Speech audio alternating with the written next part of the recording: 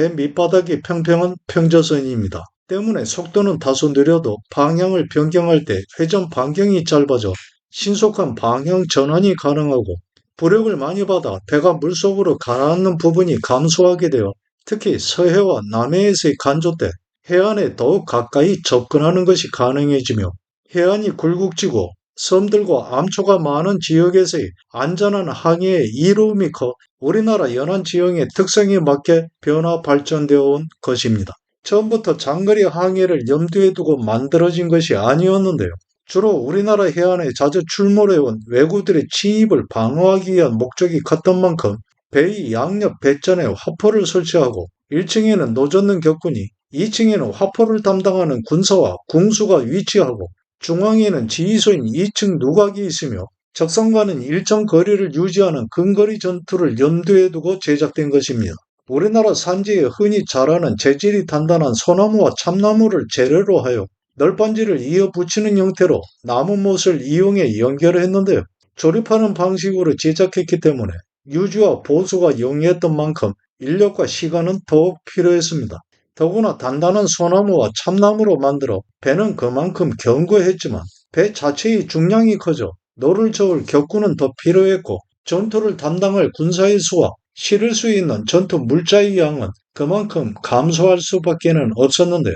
또한 방향선의 이점을 이용해 한쪽 면에 화포를 발사하고 재빨리 방향을 바꿔 다른 쪽에 화포를 발사하면서 화력의 우세를 점할 수도 있었지만, 바람의 도움으로 돛을 올려 순항하는 경우를 제외하고는 배가 진행할 때 물의 저항을 많이 받게 되는 결과로 전투 시에는 배 밑바닥이 뾰족한 V자 형태로 생긴 왜군의 안택선이나 새끼분해보다 격군의 피로도는 그만큼 증가할 수밖에 없었습니다. 이런 이유 등으로 조선의 판옥선은 내에서보다 외에서의 전투가 불리할 수밖에는 없었는데요. 임진왜란 때는 궁핍한 생활 환경과 더불어 수군이 더욱 천역으로 인식되어 도망하는 군사가 늘어나 그 수를 보충하기 위해 항상 어려움을 겪어야만 했는데, 판옥선이 평저선인 까닭으로 물에 잠기는 부분이 깊지 않아 폭풍의 영향을 많이 받기 때문에 노가 무용지물이 되어 방향을 잃고 표류하기도 했습니다. 임진왜란 내내 조선수군은 함성과 군사의 수, 그리고 물량 조달에 있어 언제나 왜군에 비해 비교가 의미 없을 정도로 압도적 열세에 있었는데요. 때문에 수적 부족과 판호선의 장단점을 잘 알고 있는 이순신은 전투를 치름에 있어 언제나 지형과 해류, 풍향 등의 요소를 세밀하게 살폈습니다. 판호선이 흩어져 각개씩 전투를 치른 것이 아니라 인접한 상태에서 외선의 접근을 차단하는 것에도 힘을 쏟았는데요.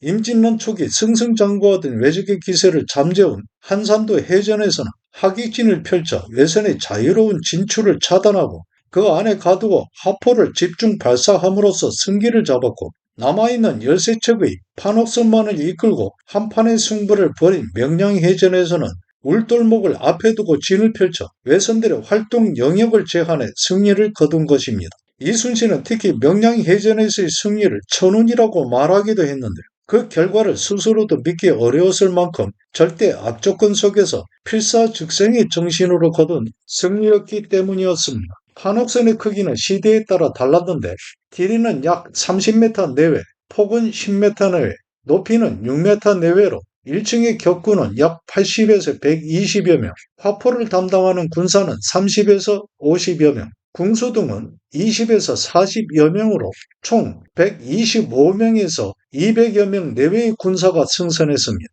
임진왜란이 발발할 당시에는 경상도, 전라도, 충청도에 총 130여 척 내외의 판옥선이 있었을 것으로 추정되는데요. 이 중 60여 척 내외가 원균의 경상 우수영에 속해 있었습니다.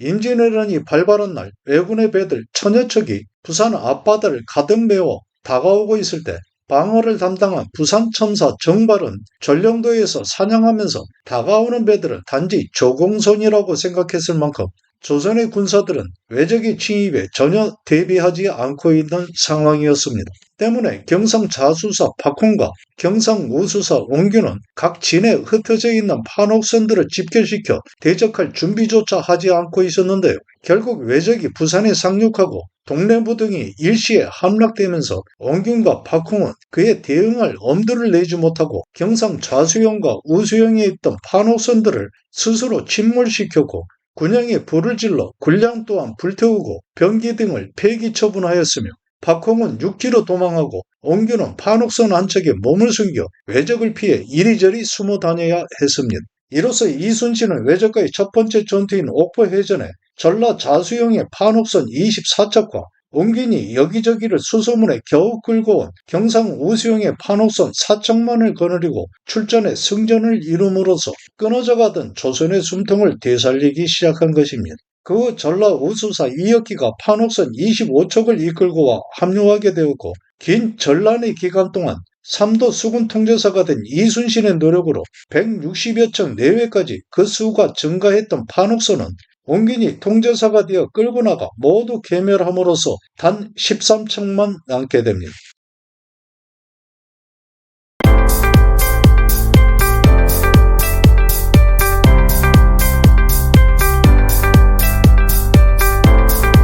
조선수군의 판옥선에 비교할 수 있는 외선은 아타케분해, 즉 안택선이라고 부르는 함선인데 이 안택선은 왜군의 주력 전투함이 아니고 함대의 지휘선이 기함으로 쓰이던 배입니다. 크기는 조선의 판옥선과 비슷하지만 2층 갑판에 마치 성루와 같이 2층 또는 3층으로 된 집 모양의 지휘소가 있는 것이 특징인데 큰 것은 판옥선을 뛰어넘는 선체로 만들어지기도 했습니다. 전체 배의 외형은 직사각 형태의 각을 이루고 있으며 주력 전투선인 새끼분해와 같이 배 밑바닥이 뾰족한 V자 모양으로 이루어진 첨저선인데 화포와 조총을 발사할 수 있는 화구를 갖추고 상갑판에는 전투원이 승선해 있지만 속도는 새끼분해보다 느려 주로 전장의 후방에서 지휘하는 용도로 사용되었습니다. 왜군의 주력 전투선인 새끼분해는 일부에 화포가 장착되고 주로 조총을 발사하면서 상대 배에 접근한 후 승선해 왜군의 특기인 장검을 사용한 백병전을 치러 기세를 제압하는 목적으로 사용되었는데요. 구조는 판옥선과 같이 2층 구조로 1층에는 노전능 군사가 2층에는 조총수 및 포수 등의 전투원이 위치했는데 크기는 임진란 초기에는 판옥선보다 작아 길이는 약 25m 내외로 판옥선과는 해상에서 맨손만으로 쉽게 뛰어오를 수 있는 높이 이상의 차가 있어 갈고리를 걸어 오르거나 사다리 등을 이용해야 했기 때문에 판옥선을 공격함에 어려움을 겪었지만 전란이 진행되면서 차츰 새끼분의 규모도 커져 정인원 재침입대에는 판옥선과 비등한 형태를 이루기도 했습니다. 왜군의 안택선과 새끼분해는 모두 일본에서 주로 자라는 삼나무를 이용해 만들었는데요. 조선의 소나무와 참나무보다는 단단하지 않지만 그만큼 가볍고 잘 쪼개져 다루기 쉽다는 장점이 있었고 판옥선이 조립식으로 제작된 것과는 달리 세목과 걸쇠를 이용해 만들었습니다.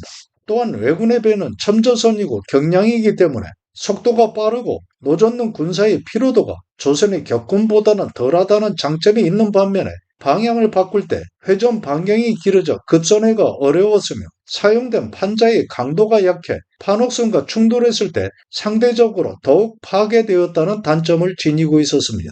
때문에 굴곡진 해안과 암초가 많은 남해 연안에서의 전투는 불리한 점을 안게 되지만 연안을 벗어난 외해에서의 전투는 오히려 유리한 상황을 이루게 되는데요. 이렇듯이 조선 수군의 판옥선과 왜군의 새끼분해는 각각의 장점과 단점을 나누어 가지고 있었습니다. 그러나 조선 수군이 판옥선의 장점을 살려 아무리 유리한 조건과 지형에서 전투를 벌였다 하더라도 실제 전투 상황에서의 결과는 반드시 그에 따라서만 결정되는 것은 아니며 전란 초기 판옥선이 새끼분해보다 컸다 하더라도 실을 수 있는 전투 물자에는 한계가 있었고 더군다나 조선의 형편은 군량이 항상 부족했으며 전투 물자를 풍족하게 생산할 수 있는 여력이 없었음과 동시에 왜군은 군사와 함선의 수위에 있어서 언제나 조선을 압도하고 있었으니 임진왜란의 전 과정을 통한 승리의 요건은 지휘관의 역량과 그를 따르는 군사들의 확고한 전투 의지가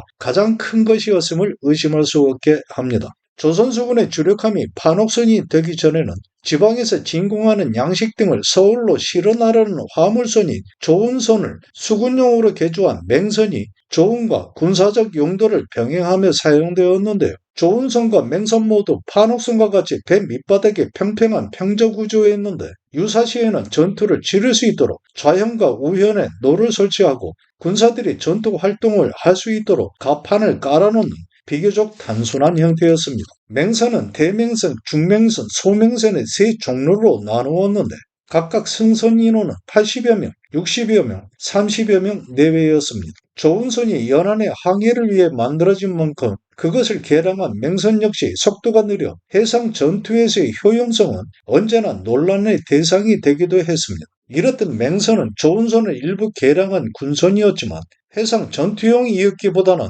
수송선의 형태를 벗어나지 못하고 있었는데 주로 외구의 활동에 대비해 그의 대응을 군선의 필요에 따라 운영되어 온 맹선이었지만 한반도 연안을 침탈하는 외구의 규모가 그리 크지 않았던 까닭에 그 변화 속도 또한 더디게 이루어지고 있었습니다. 대마도를 근거지로 한 외구의 활동은 세종 1년 상왕인 태종의 명의에 의해 이종무가 경상도, 전라도, 충청도의 맹선 200여 척 이상을 동원해 대마도를 정벌한 이후에 주춤하게 되었는데요. 대마도는 자연 환경이 농사를 짓기에는 척박해 소비할 수 있는 곡식이 충분하지 않았고 그의 흉년이 들어 기근이 심해질 때는 무리를 지어 한반도는 물론이고 중국 연안까지 진출해 약탈 행위를 일삼고는 했습니다. 도요토미 히데요시에 의해 일본 전국이 통일되기 이전까지 대마도는 조선과 일본의 중간지대로 그 생존을 도모해오고 있었는데요. 그 역사는 삼국시대로까지 거슬러 올라가게 됩니다. 제주도의 탐나국과 울릉도의 우상국처럼 관리를 파견해 직접 통치하지는 않았지만 외구의 활동을 둔화시키기 위해 조공을 받고 곡식 등을 내려주었으며 대마도주에게는 관직을 주어 외구의 준동을 단속하기도 했습니다. 세종 1년에 이루어진 이종무의 대마도 정벌은 고려 창왕 때의 제1차 정벌, 조선 태조 때의 제2차 정벌에 이은 제3차 정벌이었는데 대마도 정벌 이후 세종은 웅천의 제포, 동래의 부산포, 울산의 연포 등 3포를 개항해 제한된 범위 내에서 교육을 허락하여 외구의 침탈 행위를 관리해가고 3포에는 각각 외관을 두게 해 외인들이 그곳에 묵으면서 무역 활동을 하게 합니다. 그러나 연산군 시대를 지나 1510년 중종 5년에 이르러 3포의 외인들이 난을 일으켜 그것을 진압한 후에는 제포만을 열고 무역을 제한하게 되는데요. 그의 줄어든 교역량에 대한 불만으로 대마도주와 당시 일본을 통치한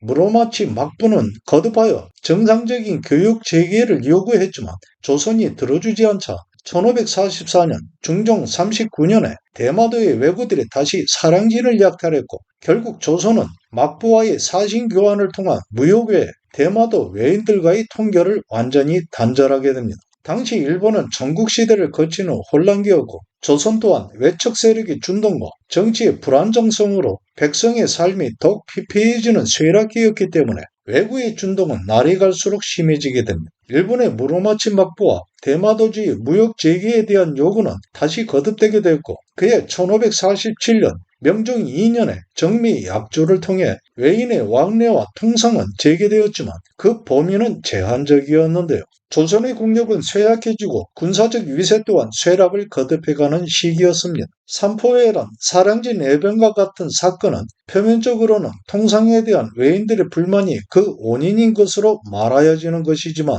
실제적으로는 쇠약해진 조선의 형세에 대한 외인들의 단계적 침략과도 같은 것이었는데요. 그만큼 통상을 목적으로 조선에 들어와 있던 외인들에 대한 통제력이 약화되어 있었다는 것을 말해주는 사건이었습니다. 그러한 과정은 결국 1555년 명종 10년에 벌어진 을묘외변으로 발전하게 됩니다. 외선 70여 척에 나누어 탄 6천여 명 내외의 왜구가 전라남도 연안을 습격해 조선의 정규군을 격파해 전라병마 절도사 등을 살해하고 백성들을 도륙하면서 진들을 점거한 채 약탈을 자행했고 한편으로는 제주도를 침략 거점으로 삼고자 하기도 했습니다. 이 을매외란은 조선의 군사력을 얕잡아본 왜구들의 사상 최대의 침입이었는데요. 한때의 무리를 지어 변방을 약탈하던 이전의 왜구들 행태가 아닌 전라남도를 유린하고 북상하는 왜구들을 격퇴하기 위해 조선 조정에서는 대구를 지키는 금군 등 서울의 정기 군사까지 동원해야 했습니다.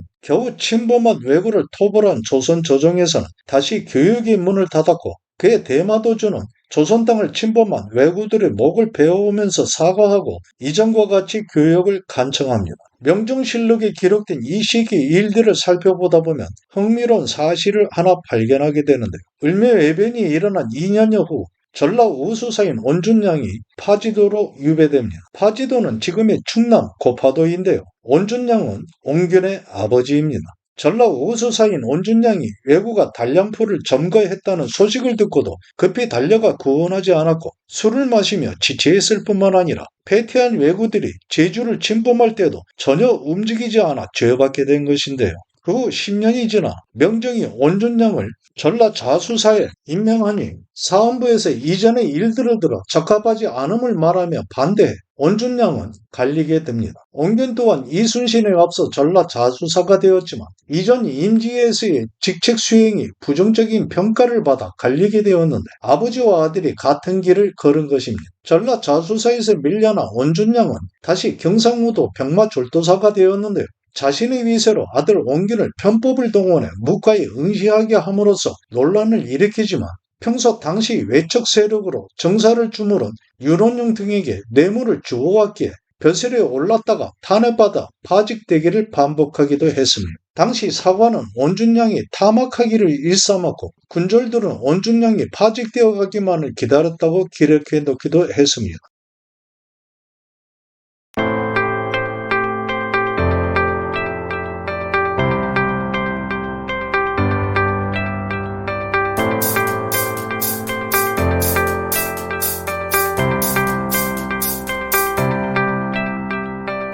조선은 을묘해변을 계기로 그동안 임시기구였던 비변사가 군사와 국정 전반을 총괄하는 최고기구로 상설화되었고 대규모 외적 침입에 대한 대비책을 강구하기도 했는데요. 조은선을 일부 개량하여 군선으로 사용되었던 맹선이 다시 그 형태를 변모해 판옥선으로 출현하는 것도 바로 이 시기였습니다. 70여 척의 배에 나누어 탄 6천여 명의 왜구가 일시에 들이닥치니 그 위세를 감당하지 못해 내륙의 군사들이 지리멸렬한 것에 대한 대응책을 찾아내야 했던 것인데요. 그의 해상에서의 전투를 고려해 맹선을 1층과 2층으로 분리 건조해 1층에는 노젓는 격군을 두어 바다에서의 기동력을 제고하고 2층에는 궁수등을 두어 적들이 육지에 상륙하기 전에 바다에서 공격해 섬멸할 방도를 강구한 것입니다. 초기에 제작된 판옥선은 임진왜란 때보다는 작은 형태였는데요. 을미해변 이후 2년이 지난 1557년 명종 12년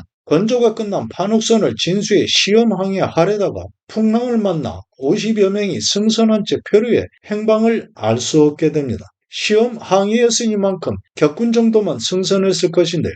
배 밑바닥이 평평한 판옥선은 그만큼 물속에 잠기는 부분이 얕아 풍랑을 만나면 노가 물살을 힘있게 젖힐 수 없게 되어 방향을 상실하는 일이 드물지 않았습니다. 한바다를 표류하던 판옥선은 얼마 후 그나마 다행스럽게 파도에 휩쓸려 강원도 간선군 앞바다에 나타났고 그곳 어부들이 배를 끌고 와 살펴보니 6, 7명만 겨우 숨을 유지하고 나머지는 모두 굶어 죽은 채로 발견됩니다. 이후 35년 후에 발발한 임진왜란 때까지 판옥선은 크기를 키우고 화포를 설치하면서 조선수군의 주력 전투선으로서의 형태를 갖춰가게 되는데요. 특히 임진왜란 발발 1년여 전에 전라 자수사가 된 이순신은 막하의 나대용으로 하여금 판옥선과 거북선을 더욱 실전적인 형태로 개량하는 데 힘을 쏟도록 했습니다. 판옥선에서 운영했던 화포는 크기별로 천자총통, 지자총통, 현자총통, 황자총통 등이 있었는데 이 화포들은 천자문의 순서대로 이름 붙여진 것입니다. 화포 중 제일 큰 천자총통은 길이 약 1.3m 내외, 구경 약 12.8cm 내외로 무게는 약 300kg에 이르기도 하는데 대장군전을 장전해 곡사로 발사할 경우 약 5, 600m를 날아가게 됩니다. 대장군전은 몸통이 굵은 대형 화살의 형태였는데요. 몸체는 목재로 길이는 약 2m 내외, 무게는 약 40kg 내외로 앞머리는 철로 이루어졌고 중앙 하단에는 안정적인 비행을 위해 각각 120도의 각도를 이루는 철로 된 3개의 날개를 달았으며 포신에 들어가는 하단 밑부분도 철로 되어 화약이 폭발할 때 압력을 견디도록 했습니다. 천자총통의 대장군전을 장전에 발사할 때 필요한 화약량은 30량으로 1125g이 필요했는데 낙하하는 대장군전의 운동에너지는 파괴력이 매우 커 적 함선의 백전을 뚫고 들어가 큰 구멍을 내었고 대장군전에 불을 붙여 쏘기도 해 적선을 불사르기도 했는데요. 천자총통으로 발사되는 포탄은 대장군전 외에도 대형 철환 및 산탄으로 발사되는 중소형의 철환과 같은 철로 제작된 것 외에도 석환이라 하여 돌포탄인 둥그렇게 마모된 크고 작은 자갈들도 사용되었습니다. 천자총통과 대장군전은 가장 큰 대형 화포와 포탄으로 파괴력이 커 적에게 주는 위압감과 공포의 효과를 극대화할 수 있는 것이었지만 제작 비용과 소모되는 화약의 양 또한 증가하게 되어 차츰 사용 빈도가 줄어들게 되었고 임진왜란 때는 지자총통, 현자총통과 같은 중소형의 화포가 많이 이용되었습니다. 천자총통 다음으로 큰 화포는 지자총통인데요. 길이는 89.5cm, 구경은 10.3cm로 한 번 장전 시 화약은 20량으로 750g이 필요했으며 대장군전보다 작은 장군전과 구경에 맞는 단발장전 철환 및 석환, 산탄용으로 발사되는 소형 철환과 소형 석환이 사용된 것은 다른 화포에서와 같았습니다. 장군전을 발사했을 때 약 500m 내외의 목표물에 이르는데요. 그러나 당시 해상 전투에서는 명중률이 떨어질 수밖에 없는 원거리 목표물에 대한 곡사 타격이 아닌 보다 근거리에서의 직사 화력으로 적선을 공격하는 형태를 취했을 것입니다. 세 번째 크기의 화포인 현자총통은 길이 75.8cm 내외, 구경 6.5cm 내외로 한 번 발사에 화약 150g이 소모되어 경제적인 화포였는데요. 장군전보다 작은 차대전을 사용하였으며 철원과 산탄용이 조란탄 등을 포탄으로 사용했습니다.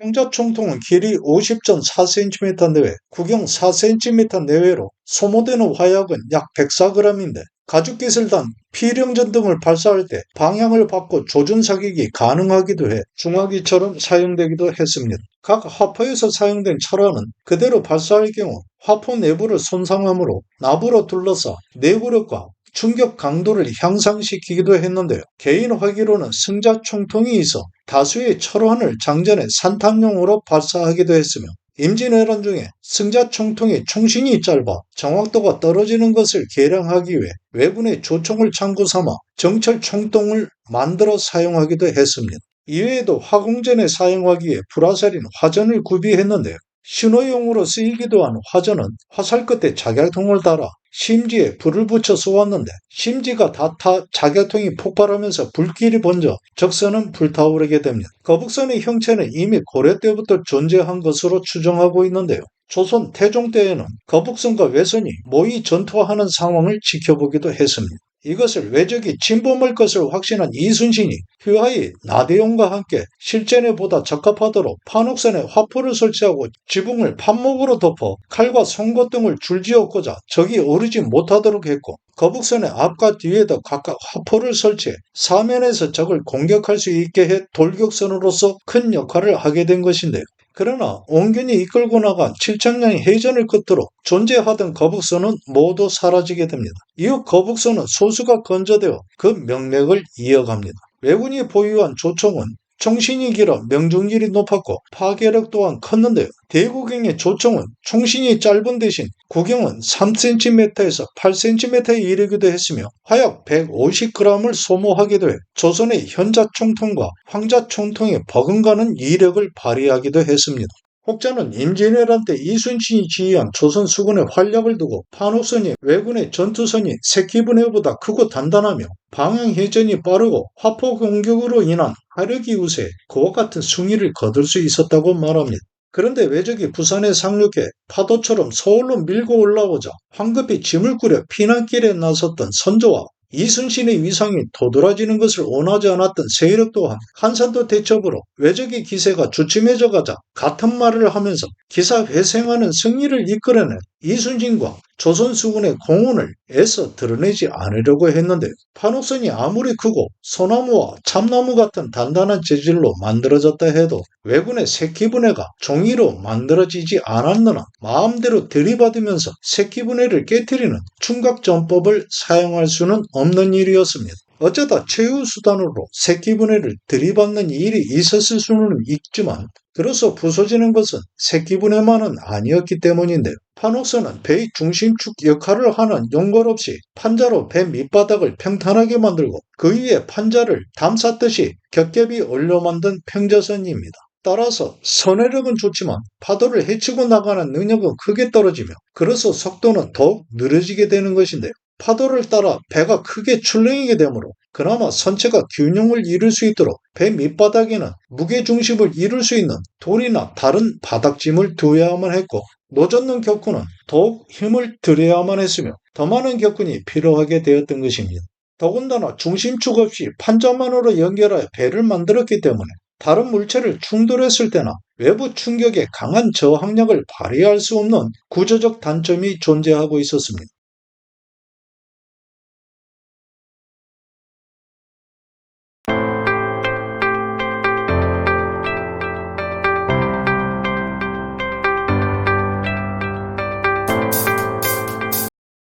반면에 왜군의 안택선과 새끼분해는 용골이 있는 첨저선입니다. 비록 임진란 초기에는 판옥선보다 크기가 작았고 나무도 판옥선에 사용된 소나무, 참나무보다 약한 삼나무를 사용했지만 배의 중앙 바닥을 이물에서 고물까지 큰 제목으로 용골을 만들고 그것을 중심으로 세목과 걸쇠 등을 사용해 배를 제작했는데요. 이물 앞머리에는 용골의 선단이 튀어나온 구조였기 때문에 유사시에는 적선을 들이받아 파괴하고 적선에 뛰어올라 백병전을 치르기에 적합한 구조였습니다. 평저선인 판옥선이 파도에 저항을 많이 받는 구조인 것과는 달리 첨저선인 새끼분해는 회전 반경이 커 선의 능력은 약해서도 파도를 치고 나가는 힘이 커 순간 이동하는 힘과 속도는 빨랐습니다. 적선에 뛰어올라 백병전을 위주로 삼은 왜군은 화포의 효용성을 크게 생각하지 않아 함선에 비치한 화포가 없거나 그 수는 적었는데요. 그러나 왜군이 소지하고 있던 대국의 조총은 조선 수군이 판옥선에 설치한 화포인 현자총통과 황자총통의 능력과 유사한 것이었습니다. 더구나 화포를 발사하면 화약과 포탄 등이 필수였는데요. 화약을 제조하면 염초와 황, 숟가루가 있어야 되는데 가장 중요한 염초를 획득하는 공정이 쉽지 않아 화약은 필요할 때마다 즉시로 만들어낼 수 있는 것이 아니었습니다. 염초는 칠산칼륨으로 그 광물 형태는 초석인데요. 중국에서 화약이 발명되고 폭죽을 터뜨리면서 풍부하게 사용할 수 있었던 것은 이 초석이 대량으로 매장되어 있었기 때문이었습니다. 조선에서는 태종을 지나 세종 때에 이르러 염초, 즉 질산칼륨이 어떻게 형성되는 것인지를 세밀하게 알게 되어 연 소비량이 8,000근에 이를 만큼 어느 정도로 생산량을 확보할 수 있게 되었지만 그 이전에는 중국에서 염초를 사들이기도 했으며 처마 및 마루 및 아궁이의 오래된 흙 등 토양에 자연적으로 염초가 많이 섞여 있는 곳을 찾아내 재를 섞어 오랜 시간 끓이며 증발시키기를 반복하거나 바닷물을 이용하는 등의 원시적인 방법에 의존해야 했기 때문에 항상 얻어낼 수 있는 화약의 양은 극히 제한적일 수밖에 없었습니다. 더군다나 중국과는 달리 그 제작 방법은 은밀한 것이어서 외구들에게 알려지는 것을 막기 위해 세종 때부터는 연해의 수령들이 독자적으로 화약 만드는 것을 금했고 그 생산과 관리를 엄격한 통제하에 두도록 했습니다. 세종 때 군사에 있어서도 화약을 이용한 획기적인 화기 발전을 이루었지만 그 후로 전쟁 없는 세상을 지나가면서 연산군의 폭정과 당쟁, 명종 때 외척 세력의 준동과 탐관오리의 횡행 등으로 나라가 피폐화되자 선조대에 이르러서는 이전에 발전되었던 기술과 기구 등의 흔적이 사라지고 시대를 역주행하는 퇴보만 남아있게 되었는데 임진왜란이 발발하고 3개월여가 지났을 때 중국의 사원사가 되어갔던 신점이 동행했던 일행과 의논해 쓰고 남은 여비와 지니고 있던 물건 등을 팔아 활을 만들기 위한 황소뿔 1308개와 염초 200건을 사서 돌아옵니다. 당시 무기와 화약이 부족한 조선의 형편을 생각한 행동이었는데 아무런 전쟁 준비도 없이 외적의 침입에 놀라 그나마 있던 판옥선과 군량 무기 등을 자진해 불태우고 폐기한 채 도망했던 상황이었습니다. 조선 초기에 활발했던 부강을 위한 활동의 흔적은 모두 사라져버리고 화약을 제조할 염초마저 제대로 만들어내지 못하고 있던 것인데 연초 200근이라 해봐야 화약을 300근도 채 만들어내지 못할 양이었으니 판옥선에 설치한 소형 화포인 현자 총통은 1200번, 그보다 큰 지자 총통은 240번 발사하면 모두 소모되는 양이었습니다. 물론 나라의 운명이 간두에 달린 전시였으니만큼 이순신을 비롯한 의식 있는 장수들은 화약을 구하기 위한 모든 노력을 다하고 있었겠지만 조선의 나라 형편은 이처럼 허망한 상태일 뿐이었습니다. 전란 내내 화약은 항상 궁핍한 상태였고 발등에 불 떨어진 조선은 염초를 얻기 위한 방도를 찾아 건강하기만 해야 했습니다. 더구나 화약이 필요한 것은 수군만은 아니었으니 판호선의 화포가 성능이 아무리 훌륭한들 외선들이 모두 침몰할 때까지 마구 쏘아댈 수 있는 것만은 아니었습니다. 화약뿐만이 아니었는데요. 대장군전, 장군전, 차대전, 필영전 등과 대철환, 중철환, 소철환, 소소철환 등의 포탄, 불화살인 화전 또한 물자의 부족과 굶어 죽어가는 백성들로 만들어낼 수 있는 인원은 한정적이기만 했으니 조선수군은 처음부터 물량을 동원해 외적을 물리칠 수 있는 역량이 전무한 상태였습니다. 판옥선의 선체가 왜군의 새끼분해보다 커 아래로 내려다보는 형세였지만 새끼분해의 왜군이 판옥선에 오르는 것이 마치 성벽을 기어오르는 것처럼 해야 했던 것도 아니었는데요. 왜군의 등선을 저지한 이순신이 지휘하는 판옥선의 전술적 운영이 그만큼 훌륭했음을 반증하는 것입니다. 왜군이 새끼분해의 크기를 개선하고 나온 정유재란의 재침입 이후에는 조선과 명나라 수군의 피해가 더욱 증가하기도 했는데요. 명나라의 배가 작아 명량해전 이후 합류한 명나라 수군 장수 진린과 등자령에게 이순신은 판옥선을 각각 한 척씩 주어 지휘선으로 삼게 했습니다. 충무공 이순신의 마지막 전투인 노량해전에서 등자령은 자신이 타고 있던 판옥선에 오른 외적의 공격으로 전사하게 되는데요. 이순신은 실전에서 외선과 일정한 거리를 유지한 채로 화포 공격에만 의존하는 정투 행태를 취한 적이 없었습니다. 언제나 적진을 파고들면서 근접거리 공격으로 적의 대열을 무너뜨리는 공격 형식을 취했는데요. 임전무태의 정신과 필사즉생, 필생즉사는 충무공 이순신의 변함없는 신조였습니다. 이러한 신조는 이순신이 지휘한 어느 전투에서나 동일하게 행동으로 실천되어 대응하고자 하는 적의 의지를 불살랐던 것인데요. 이러한 정신은 실전에 앞선 철저한 훈련으로 구체화되었던 것입니다. 전투 상황에 따라 판호선의 전체 화포에 장군전과 대철환을 장전해 일시에 발사하는 경우도 있었겠지만 실전의 근접 전투 상황에서는 포탄을 재장전하여 발사할 수 있는 시간적 제한으로 인해 경우에 따라 각 화포를 유기적으로 발사할 수 있도록 장군전과 대철환 및 산탄용인 조란탄을 적절하게 배합 장전에 사용하기도 했을 것입니다. 그러니 화포 발사 시에도 원거리 목적물에 대한 곡사가 아닌 근접 거리에 있는 적선의 직사로 장군전이나 대철환을 먼저 발사하고 적군의 배에 오르는 적들에게는 산탄용의 조란탄을 발사해 그 행동을 저지한 후에 화전 등을 이용한 화공작전으로 적들을 섬멸해 갔을 것입니다. 외적 장수들의 능력이 부족했거나 왜군들의 화기가 힘을 못 써 번번이 패전하는 치욕을 감수했던 것은 아니었는데요. 왜군이 소유하고 있던 대구경의 조총은 판옥선에 설치한 화포에 버금가는 화력을 지니고 있었고 명중률은 높았으니 항복한 외인에게서 획득한 대구경의 조총을 살펴본 선조와 대신들은 그 능력에 감탄하지 않을 수 없었습니다. 군사의 수와 병선의 수가 언제나 조선 수군을 압도했던 왜군이 충무공 이순신에게 번번이 패할 수밖에 없었던 것은 이순신의 실전 운영 능력을 도저히 따라잡을 수 없었기 때문인데요. 이순신은 울돌목에서 치러진 명량해전에서 남아있던 단 13척의 판옥선만을 이끌고 10배 이상 군세의 외적에 맞서고도 전혀 두려움 없이 오히려 적진을 파고들면서 공격하기를 서슴지 않았습니다.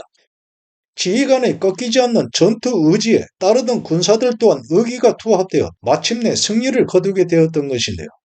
이순신은 명량해전에서의 승리를 천운이라고 말하기도 했습니다. 그것은 그 스스로도 당시의 형세가 도저히 희망적으로 바라볼 수 없는 상황이었음을 의미하는 것인데요. 그랬음에도 불구하고 이순신은 결코 물러서지 않았고 임전무태와 필사즉생의 정신을 스스로 실천한 것입니다. 삼도수군 통제사가 되어 한산도에 진을 형성한 충무공 이순신은 어느 한 봄날에 피어오른 개나리와 진달래 등이 만들어내는 풍경을 바라보면서 말합니다. 신선이 사는 곳이 있다면 바로 이곳이리라.